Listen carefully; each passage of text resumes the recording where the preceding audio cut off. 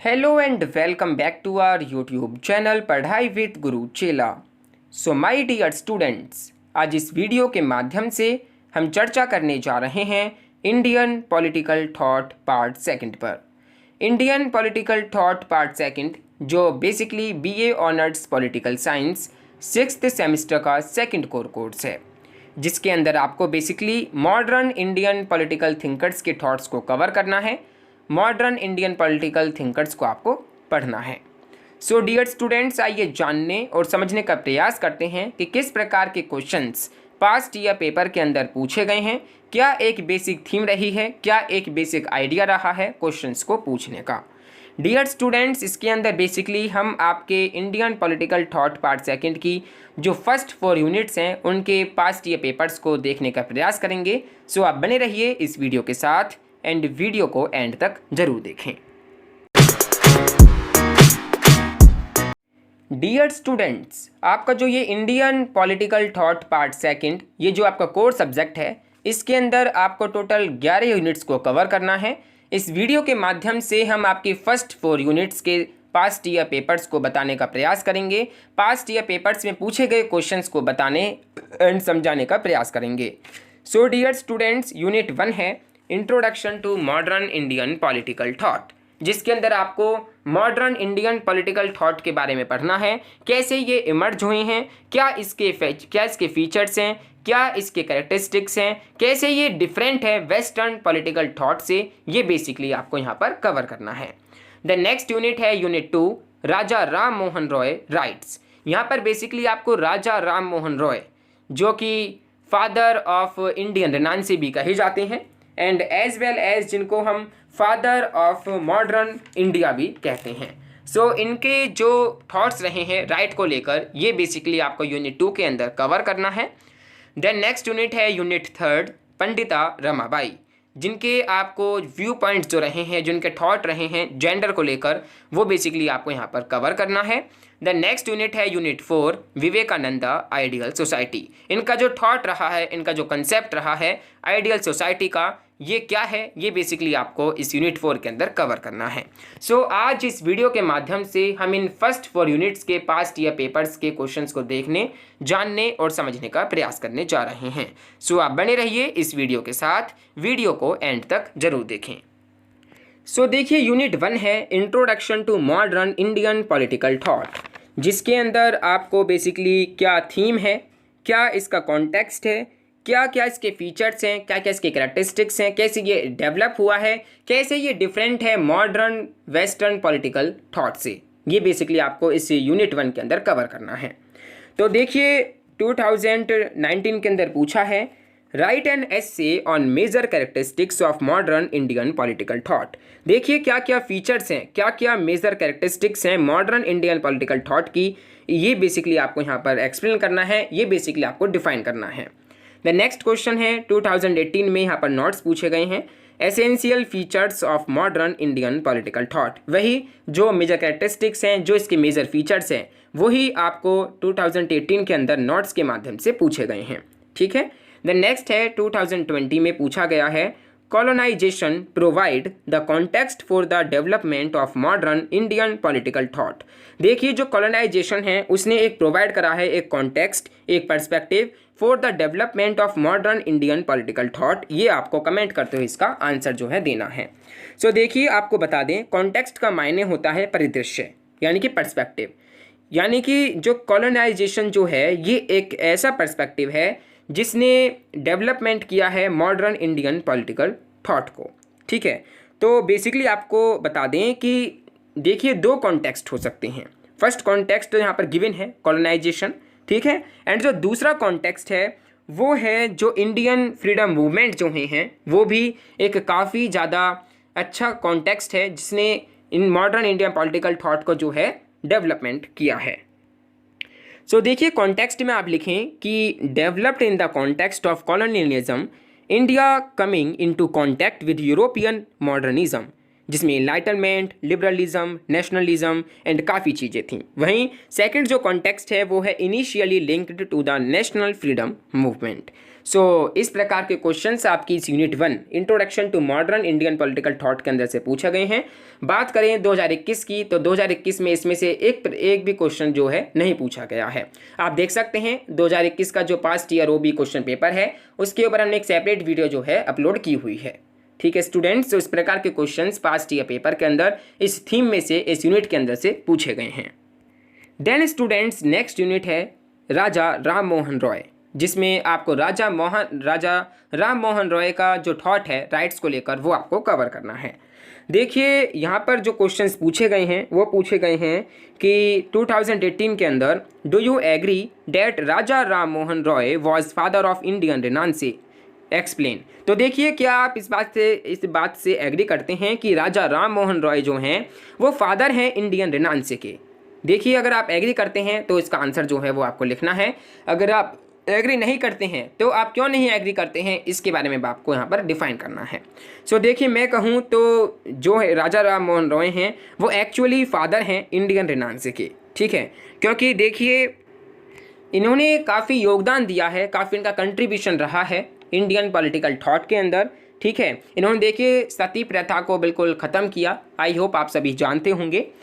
And देखिए ये जो हैं लॉक के जो नेचुरल राइट्स थे, जिसमें इन्होंने कहा था लॉक ने कि राइट टू लाइफ, ठीक है, right to equality and right to property, इन तीनों ही जो ये इनके नेचुरल राइट्स जो हैं लॉक के, इन्होंने काफ़ी बेहतर तरीके से इनको समझने का प्रयास किया एंड अपने जो मॉडर्न इंडियन पॉलिटिकल थॉट्स हैं उसके अंदर इन्होंने उनको जो है डाला। ठीक है, तो देखिए 2018 में इस प्रकार का क्वेश्चन पूछा गया है कि राजा राम मोहन रॉय जो हैं वो फादर ऑफ इंडियन रेनेसांस हैं। रेनेसांस से आई होप आप सभी जानते होंगे कि इसमें जो है एनलाइटनमेंट वगैरह ये सब चीज़ें हुई थी। ठीक है, एंड आई होप आपने मॉडर्न पॉलिटिकल थॉट जो पढ़े हैं, ठीक है, मॉडर्न वेस्टर्न पॉलिटिकल थॉट जो आपने पढ़े हैं उसके अंदर आपको भली भांति पता होगा कि रेनेसांस से जो है वो क्या था। ठीक है, सो देखिए 2019 में पूछा है evaluate Raja Ram Mohan Roy's contribution to political and religious rights. इनका क्या कंट्रीब्यूशन रहा है, इनका किस प्रकार योगदान रहा है पॉलिटिकल एंड रिलीजियस राइट्स के अंदर। तो देखिए पॉलिटिकल राइट्स के अंदर जो है वो आ जाता है राइट टू वोट, ठीक है, and participate in the political system. ठीक है, तो ये सब क्या है पॉलिटिकल राइट्स हैं। वन वोट वन वैल्यू, तो इनका काफ़ी ज़्यादा कंट्रीब्यूशन रहा है पॉलिटिकल एंड रिलीजियस राइट्स के अंदर। रिलीजियस राइट्स की बात करें तो जैसे कि अपना ये फ्रीडम है अपने रिलीजन का जो है प्रचार प्रसार करना, इन सब जो भी हमारे कॉन्स्टिट्यूशन में गिवन है वो सब जो है इनके थॉट्स में मेंशन है। देन स्टूडेंट्स नेक्स्ट है 2020 में क्वेश्चन जो है पूछा गया है, 2020 में पूछा गया कि critically examine Raja Ram Mohan Roy's views on civil and religious rights. अब देखिए इनके क्या व्यू पॉइंट्स रहे हैं क्रिटिकल, ये आपको क्रिटिसाइज करते हुए बताना है कि जो राजा राम मोहन रॉय हैं उनके क्या व्यू रहे हैं सिविल एंड रिलीजियस राइट्स पर। सिविल राइट्स की बात करें जिसमें लॉक का जो 3 नेचुरल राइट्स हैं वो इसके अंदर आ जाते हैं, right to life, equality, property. ठीक है, तो ये सब जो है ये आपको डिस्कस करना है। एंड रिलीजियस राइट्स जैसे कि हमने आपको बताया, तो इस प्रकार के क्वेश्चंस जो हैं पास्ट ईयर पेपर के अंदर पूछे गए हैं from your unit 2 Raja Ram Mohan Roy rights. तो देखिए मोस्ट इंपोर्टेंट क्वेश्चंस केवल यही हैं कि ये चैंपियन ऑफ राइट्स हैं and father of Indian renaissance हैं। ठीक है, इस प्रकार के क्वेश्चंस जो हैं पूछे जा सकते हैं आपके अपकमिंग सेमेस्टर एग्जामिनेशन में। देन नेक्स्ट है पंडिता रमाबाई, जिसमें आपको जिनका व्यू पॉइंट्स है, जिनके थॉट्स है जेंडर को लेकर वो आपको पढ़ना है। सो देखिए 2017 में पूछा है examine Pandita Ramabai's critique of caste and gender in Hindu society. Hindu society के अंदर वो किस प्रकार क्रिटिसाइज करती हैं कास्ट को एंड जेंडर को, ये आपको 2017 के अंदर पूछा गया है। ठीक है, द नेक्स्ट है 2018 के अंदर पूछा है right not on views of Pandita Ramabai on gender. इनके क्या व्यू पॉइंट्स रहे हैं जेंडर को लेकर, ये शॉर्ट नोट्स के माध्यम से 2018 के अंदर पूछा गया है। देन 2019 में पूछा है critically analyse the contribution of Pandita Ramabai on gender issues in 19th century India. आपको क्रिटिकली एनालाइज करना है कि किस प्रकार कंट्रीब्यूशन रहा है पंडिता रमाबाई का जेंडर को लेकर एंड जो जेंडर के इश्यूज़ हैं उनको लेकर क्या इनका कंट्रीब्यूशन रहा है 19th सेंचुरी इंडिया में। ये बेसिकली इस प्रकार के क्वेश्चंस आपके पंडिता रमाबाई जेंडर के अंदर से पूछे गए हैं। तो देखिए इसमें से बेसिकली क्वेश्चंस जो पूछे गए हैं वो पूछे गए हैं कि क्या क्रिटिक है इनका कास्ट को लेकर एंड जेंडर को लेकर इन हिंदू सोसाइटी, ठीक है। एंड 2021 में इसमें से एक भी क्वेश्चन जो है नहीं पूछा गया है। देन बात करते हैं next unit 4 Vivekananda ideal society. इसमें आपको विवेकानंद का जो आइडियल सोसाइटी का जो थॉट है वो आपको कवर करना है। देखिए इन्होंने 1893 में जब विदेश में ये जो हैं वहाँ पर लेक्चर देने गए तो इन्होंने कहा कि माय ब्रदर एंड सिस्टर, जो कि इनका काफ़ी फेमस जो रहा है, ठीक है, काफ़ी तालियां बजी इनके ऊपर, ठीक है। तो ये जो विवेकानंद हैं इनका क्या थॉट रहा है आइडियल सोसाइटी को लेकर, ये बेसिकली आपको यहाँ पर पढ़ना है। सो देखिए ये जो है आइडियल सोसाइटी, आई होप आपने जो क्लासिकल पॉलिटिकल फिलॉसफी में जो प्लेटो का जो थॉट्स पढ़े हैं उसके अंदर आपने पढ़ा होगा कि आइडियल सोसाइटी होती क्या है, ठीक है। आइडियल सोसाइटी होती क्या है, जहाँ पर प्लेटो ने कहा था कि जो आइडियल सोसाइटी है वो उन्होंने डिवाइड की थी इस तरीके से उन्होंने कहा था कि जो सोल होती है, जो आत्मा होती है, वो जो है उसमें 3 पार्ट्स होते हैं, थ्री टाइप्स की होती हैं। फर्स्ट होता है स्पिरिट, सेकंड होता है एपिटाइट एंड थर्ड होता है रीजन। एंड उन्होंने उनके काम भी बताए थे कि जो स्पिरिट से गाइडेड होता है उसका क्या काम है, जो एपिटाइट से गाइड होता है उसका क्या काम है, जो रीजन से गाइडेड होता है उसका क्या काम है। इस प्रकार उन्होंने जो है क्लास का डिवीज़न भी किया था, ठीक है, उन्होंने कास्ट डिवीज़न भी किया था, क्लास डिवीज़न किया था, ठीक है। तो उसी प्रकार ये जो विवेकानंद हैं इन्होंने भी अपना आइडियल सोसाइटी का जो थॉट्स हैं वो दिया है, जिसमें ये इन्होंने बताया है कि जो व्यक्तित्व होता है उसके 3 गुण होते हैं। एंड उन्हीं 3 गुण के बेसिस पर इन्होंने 4 कास्ट को डिवाइड किया है, ठीक है। तो आइए देखते हैं कि किस प्रकार के क्वेश्चंस पूछे गए हैं। 2018 में पूछा है discuss Vivekananda's views on ideal society.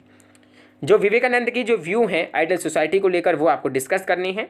Then next है 2019 में पूछा है critically examine Swami Vivekananda's view on ideal society. क्या इनके व्यू पॉइंट्स हैं आइडियल सोसाइटी को लेकर वो आपको क्रिटिकली एग्जामिन करते हुए डिस्कस करनी है। देन नेक्स्ट है 2020 में पूछा गया है discuss the relevance of Vivekananda's philosophy of ideal society. देखिए Vivekananda philosophy of ideal society क्या इसका रेलेवेंस है ये आपको डिस्कस करना है। देन 2021 में OBE के पेपर में पूछा गया इसमें से discuss Swami Vivekananda's thought on social reforms in India. जो भी सोशल रिफॉर्म्स हुए हैं भारत के अंदर वो आपको स्वामी विवेकानंद के थॉट्स में कवर करना है, उनका जो थॉट है वो आपको डिस्कस करना है, ठीक है। सो इस प्रकार के क्वेश्चंस आपके पास टी पेपर के अंदर पूछे गए हैं। बेसिकली क्वेश्चंस को आपकी थीम के अंदर से ही बनाया गया है। जैसे कि आपको विवेकानंद का आइडियल सोसाइटी का पढ़ना है तो क्या उनके व्यू पॉइंट हैं, ये आपको क्रिटिकली एग्जामिन करते हुए पूछा जा रहा है, ये आपको रेलेवेंस के तहत पूछा जा रहा है। तो क्या पूछा जा रहा है जो आपको इसकी थीम पढ़नी है, बेसिकली जो उनका आपको आइडियल सोसाइटी का जो कंसेप्ट पढ़ना है उसी पर क्वेश्चंस जो हैं डिस्कस वगैरह लगाकर क्रिटिकली एग्जामिन करते हुए लगाकर पूछा जा रहा है।